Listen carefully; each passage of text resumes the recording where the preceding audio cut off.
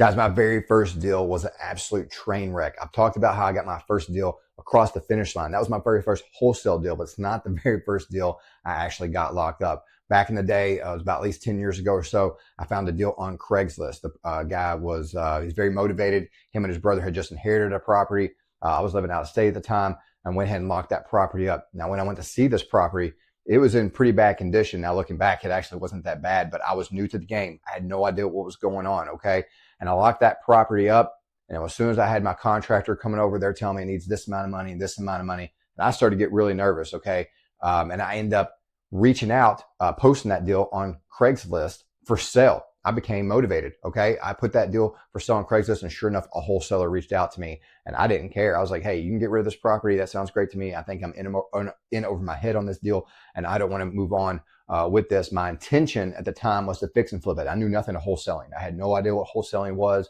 I wanted to flip houses, you know, just like everyone else on TV. And so that's why I got this property. And sure enough, that wholesaler was able to wholesale that property.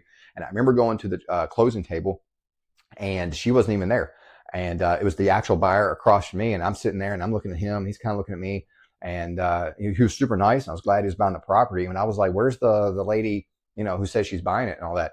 And they, you know, she wasn't there. And I look at the HUD statement and I see her name and I see an assignment fee going to her for $2,500. I cared nothing about her making $2,500. Do me a favor. You know, I got out of the property. I broke even on the property.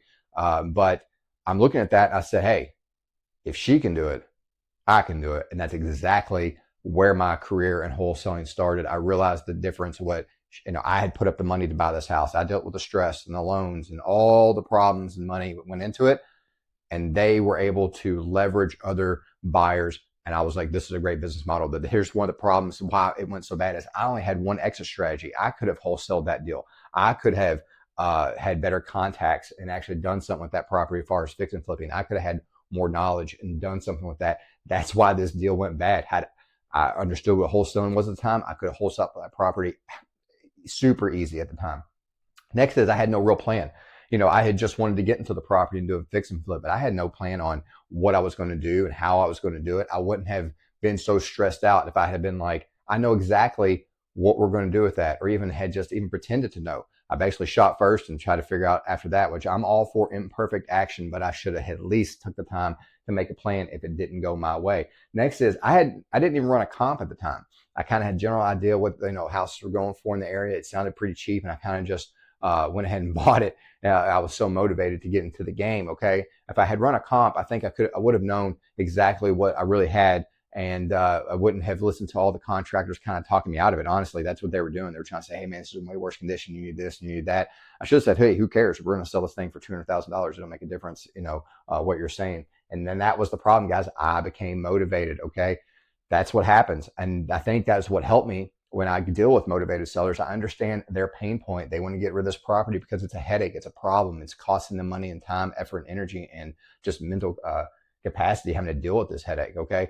This is why my deal went bad, but it was the best thing that happened to me, guys. Even if I had lost money on this property, after that, we did over $4 million in assignment fees since this property. So even if you guys are worried about, oh man, what if it goes bad? What if it doesn't work out? Well, what if it does work out? What if it does end up changing your life? What if you do end up getting big fat checks and you can, you know, have the financial life at least that you really were dreamed of? That's what you guys need to be focused on. Don't be worried about what can go wrong. I want you guys to start to worry about what can actually go right.